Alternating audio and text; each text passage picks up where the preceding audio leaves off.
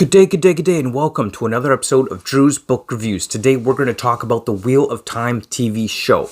This is the show everybody has been waiting for, and everybody loves it. Well, maybe not everybody. It definitely has its criticisms, which I think are justifiable, to be completely honest. So let's talk a little bit about my thoughts on the Wheel of Time TV show. Coming right up here on Drew's Book Reviews.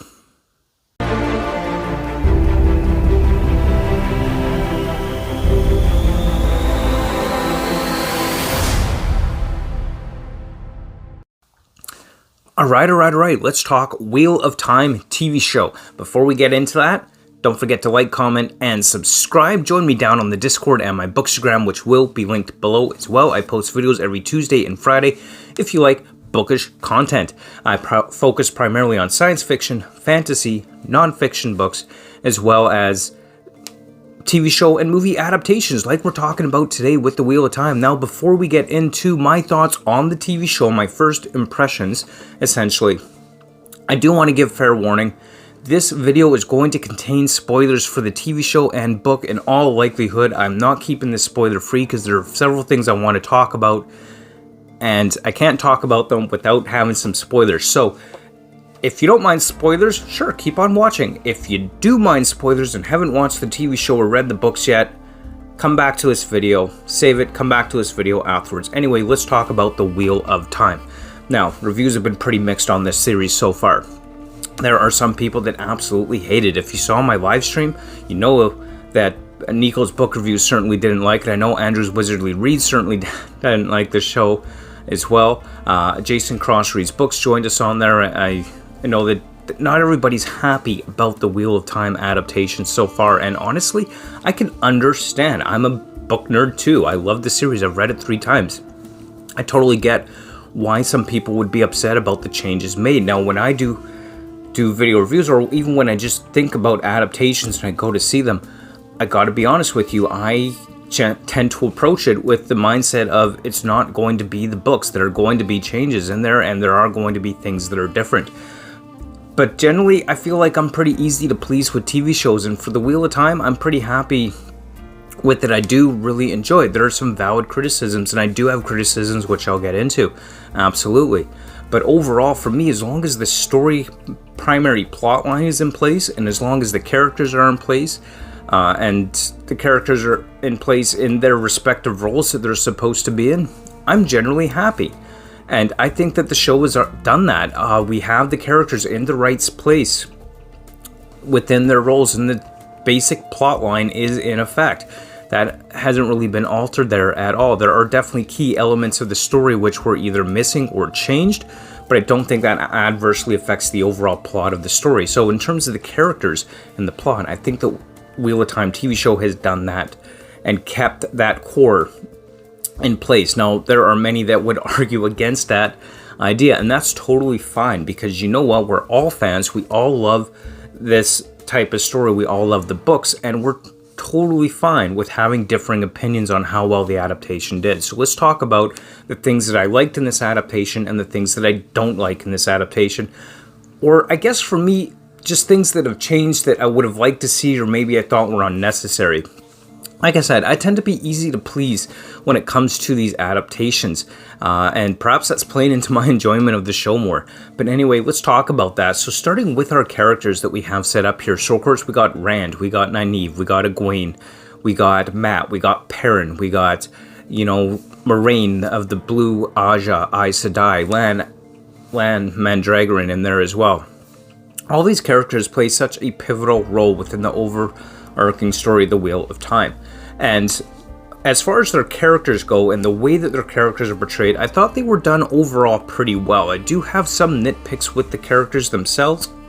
Maybe not nitpicks, just things that I really thought would be different.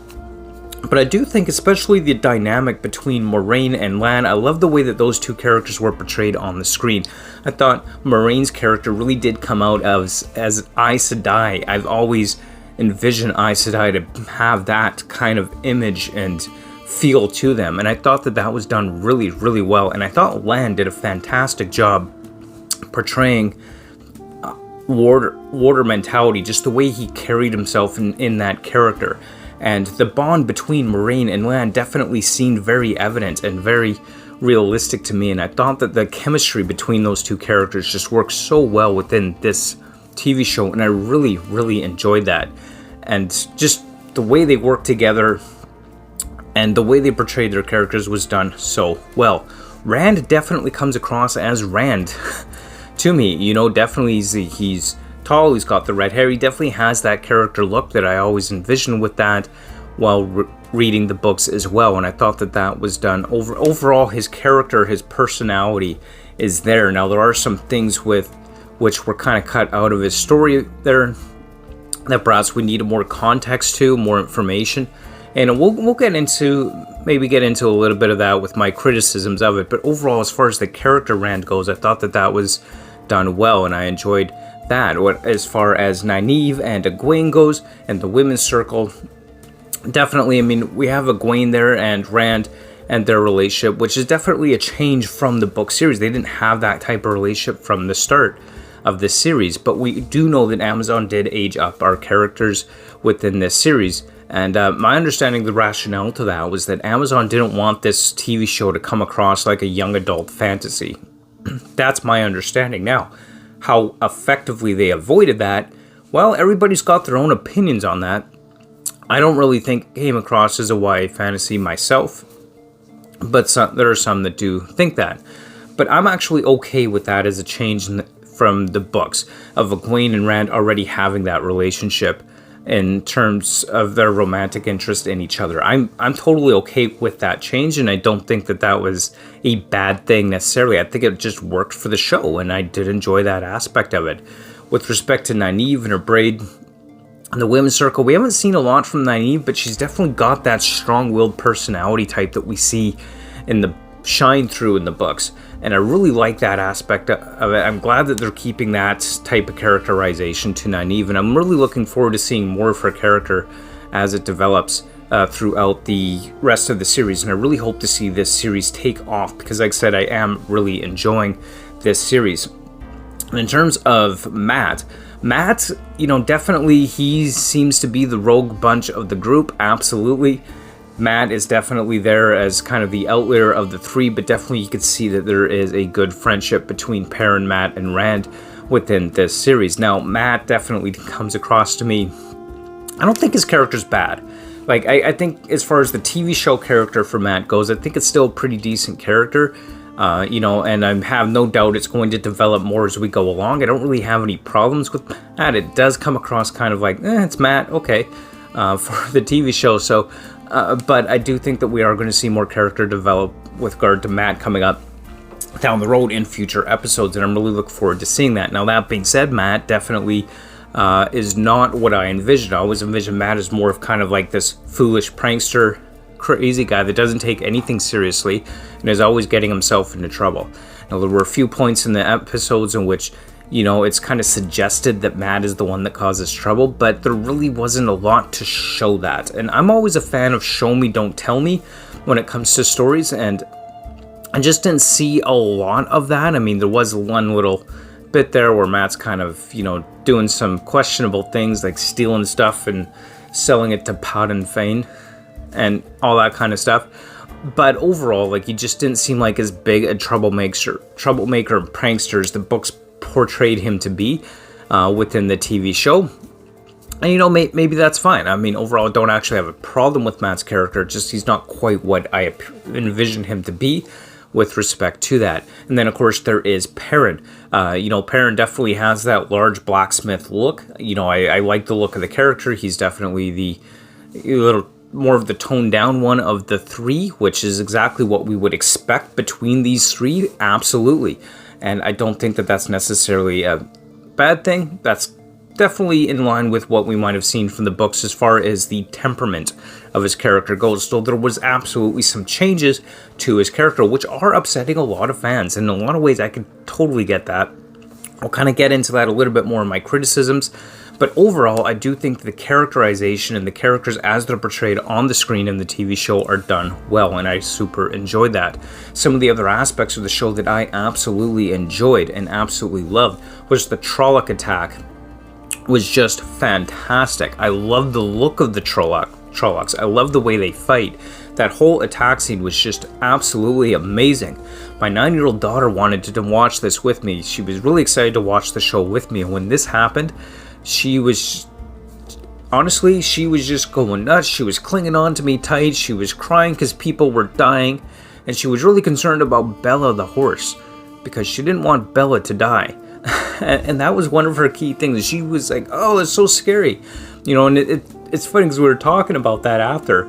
And Aster's like, were the Trollocs really scary? Did they scare you? And were you sad because they were killing people? Is that why you're crying and scared?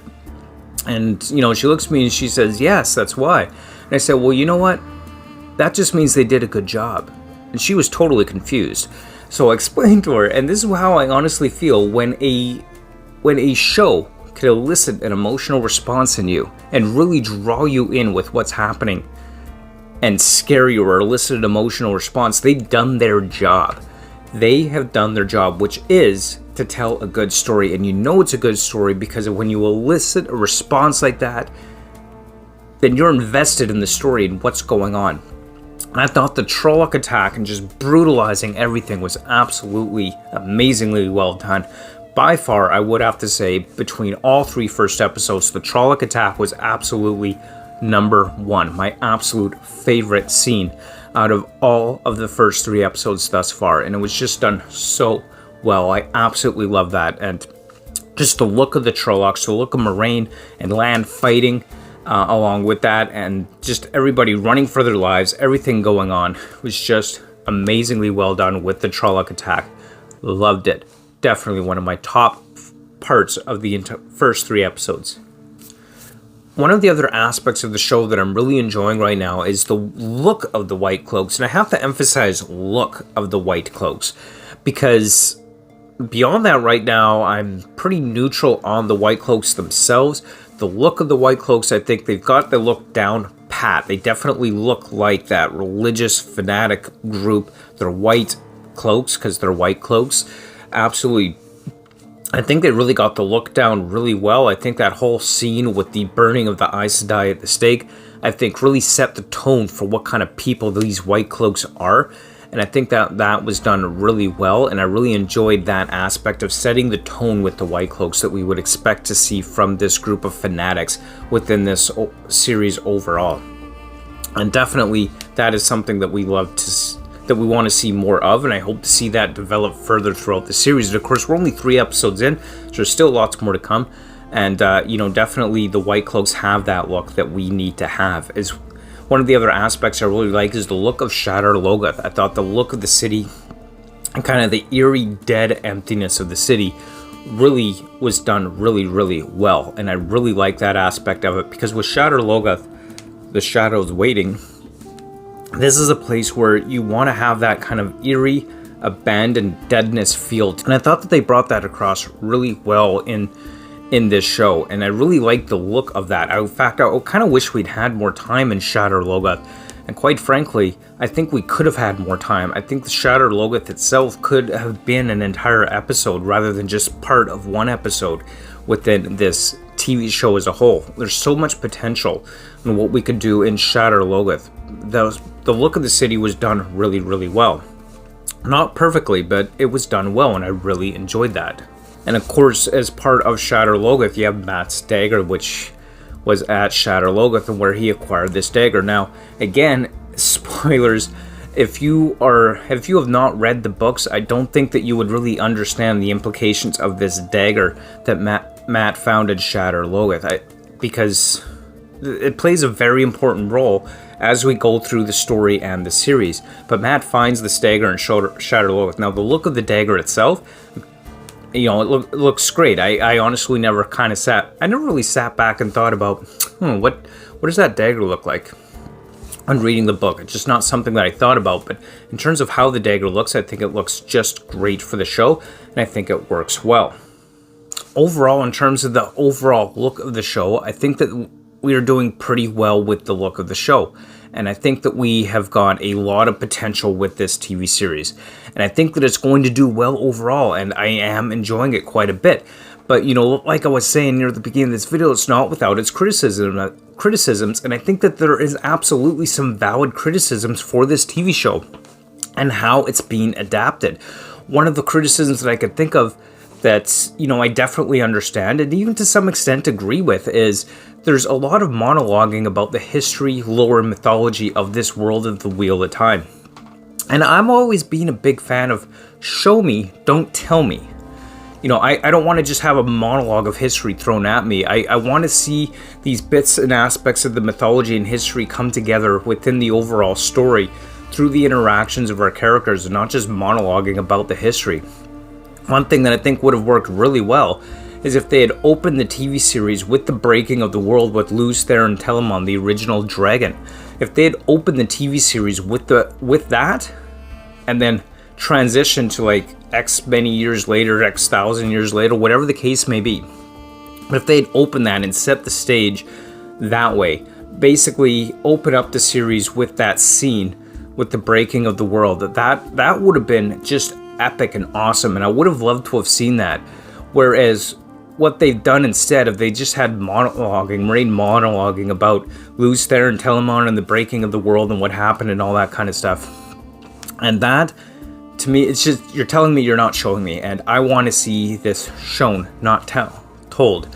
And I kind of get why they're trying to get all this information out there, especially to the non-book reader who's watching this show, because there's a lot of lore, history, and mythology within the Wheel of Time, and there's a lot to take in.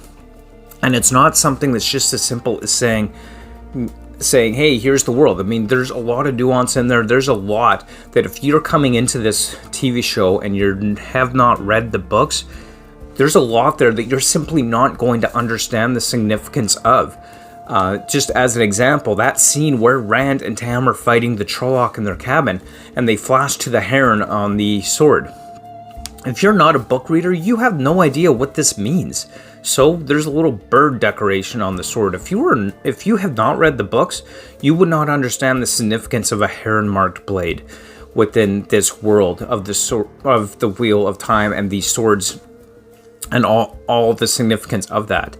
And it's pretty much meaningless if you don't understand the context of that. And that was really missing from that, I think, because even one thing that they really cut out is Rand's journey from the cabin where he lived with his father on the farm into town. They basically cut that whole part out, and there's a lot of significance to that, which is completely missing from the TV show, which I think is really important. This is the part, again, spoilers, this is the part where Rand starts questioning whether Tam is truly his father. What's his father doing with a heron-marked blade? And we get a little more context of what it means to have a heron-marked blade and where the history of that comes from. And Rand really starts to wonder who Tam is and whether or not he himself is truly the son of Tam al'Thor. And there's so much that's going through Rand's mind as he's struggling to cope with this, and Tam's muttering to himself in his fever delirium while Rand's trying to get him into town. There's a lot going on between those two, between Rand's thoughts, his father's mumbling, the heron-marked blade that was just completely removed from the show, which serve a very vital and important role in this story development, in my opinion. So I could really get why people are highly critical of that. It's like, whoa, you're taking all this important stuff out. What are you doing? So I really do get that. It's definitely a valid criticism, I think, and I would have liked to have seen that in there, and it definitely would have helped provide context, I feel, for those who have not read the books. Whereas I've read the books, I know what it's all about already, so I'm not thrown off, but I'm not confused here. I know exactly what this is referring to when we see the heron on the blade, but for the non-reader, they definitely wouldn't understand that. Along with some other aspects of it. Now, Perrin, for example, he was not married in the Eye of the World. He was never married then, but he's married. In the first episode, we find out Perrin's already married in this world, and why they created this relationship just for his wife to be killed off in the first episode is absolutely ridiculous to me, because ultimately, when we take a look at that relationship, I mean, Perrin ends up accidentally killing his wife with an axe while fighting Trollocs, and Perrin definitely has a unique relationship with the axe. It's almost like a love-hate relationship. And I get that maybe they're using that to kind of build up, have some backstory to why he has this kind of relationship with the axe in general.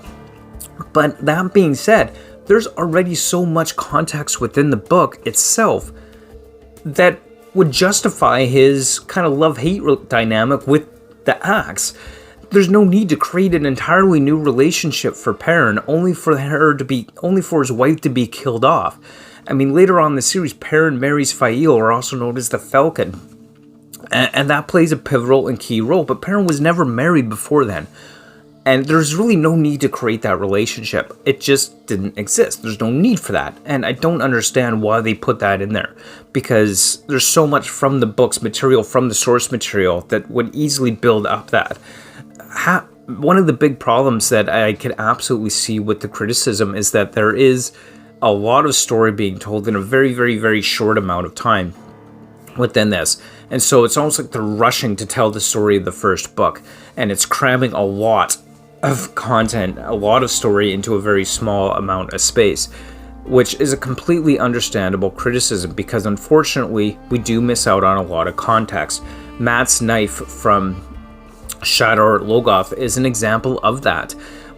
Now, one key element that I felt was very important to the story that was completely chopped out of Shadar Logoth is Mordeth. This is where he gets his knife from a character called Mordeth, which is, well, I mean, he's about as evil can get, essentially. The blade is tainted and it slowly poisons Matt's soul and takes over his life, essentially, as a result of him acquiring this blade from Mordeth in Shadar Logoth. And of course, he was told not to touch anything, but he still does anyway. So I mean, at least they got that point right within this TV show. But the exclusion of Mordeth, I think, is problematic for sure. I would have liked to have seen Mordeth in there, and I love the name, by the way, Mordeth. But why that was taken out when it's kind of a key element of how Matt acquired the knife in the first place is beyond me. I don't understand that change. I think it was a completely unnecessary change, just like giving Perrin a wife was a completely unnecessary change. That really, Perrin's wife was pointless as far as I'm concerned. I don't think that they needed that at all. Cutting Mordeth out and having Matt find the knife another way, absolutely ridiculous, I think. And definitely, I think that they could have kept that. In fact, I think Shadar Logoth probably could have made an entire episode in and of itself, and I think I mentioned that earlier, but definitely think it could have been a full episode on its own. My only criticism with Shadar Logoth itself is some of the backdrop scenes in there. Like, the city looks really good, but there were some points within the cinematography there where the backdrop definitely looks CGI'd and green screened. And I have no doubt they're using green screen, but when you kind of watching the show and you think that background looks like it's green screen, looks like it's CGI'd, I think that kind of detracts from it a little bit, and it's a bit distracting. And while intellectually we know a lot of stuff is green screened and CGI'd, absolutely, we get that. But when it looks that way on screen and just seems to be slightly not quite real, and evidently a CGI screen, it pulls me out of it a little bit. So I thought that there definitely needs to be some improvement on the visual effects within the show and the visual aesthetic of some of the scenes and settings that we have there as well. One of the other things that I have to say I was kind of disappointed by was Tom Merlin. I really expected him to be a little more flamboyant, a little more colorful, a little more energetic. You know, if you've seen the show Legend of the Seeker, I always kind of imagined Tom Merlin like Zedekiah's old surrender, this crazy old man with long white hair, you know, with his cloak flapping around and partying and just very entertaining. And Tom Merlin's not, I mean, he's definitely got the musical aspect there to it, of course, but I kind of always envisioned him being a little more flamboyant, a little more charisma to him, I guess, is the best way to look at it, and a little more engaging than the character actually came across within the show itself. Now, maybe we're going to see more of that later on. We just don't know. There's only 3 episodes out right now. But I think that I would have liked to have seen more of that from Tom Merlin. And yeah, that's actually one of the changes in the initial story, Eye of the World. We know Tom Merlin came to Emond's Field and was there with Lan and with Moraine and the Emond's Field 5, of course.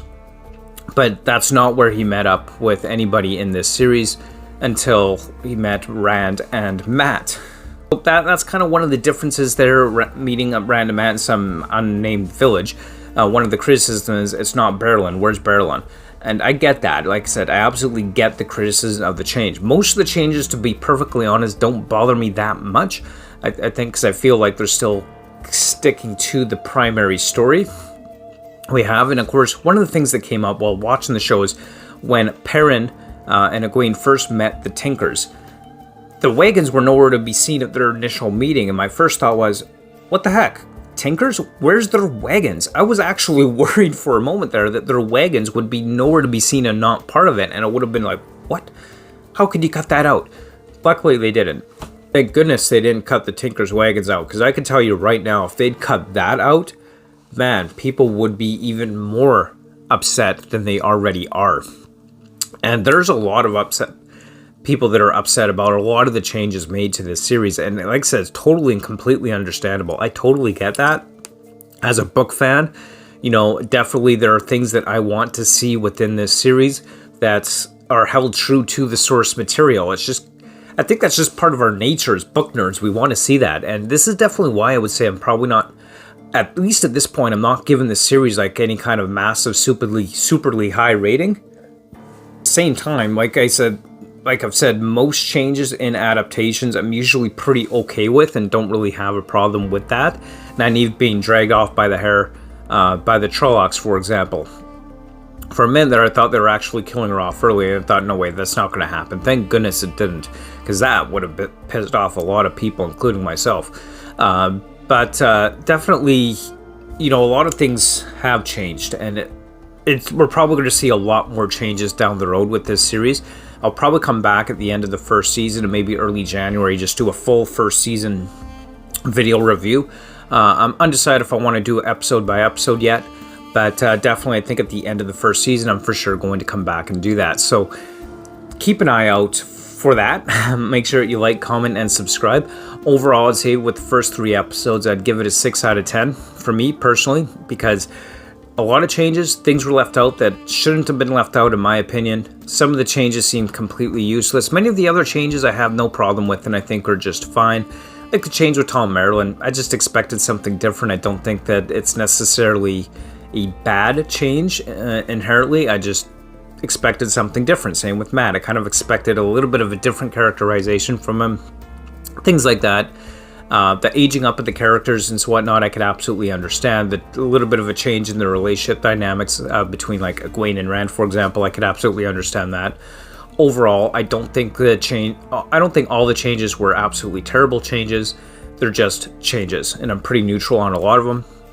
But I look forward to seeing more from the TV series. I look forward to seeing how this progresses, and overall, 6 out of 10 if I were to give it a rating.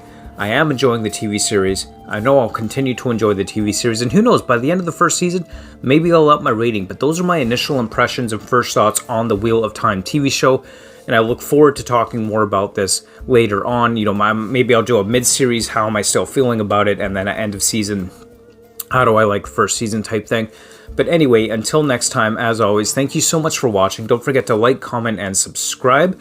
And you could also join me on my Discord, which will be linked down below, and my Bookstagram. And we could have a chat about this and pretty much anything else you might want to chat about as well. And as always, thank you so much for watching. And until next time, keep on reading. Bye.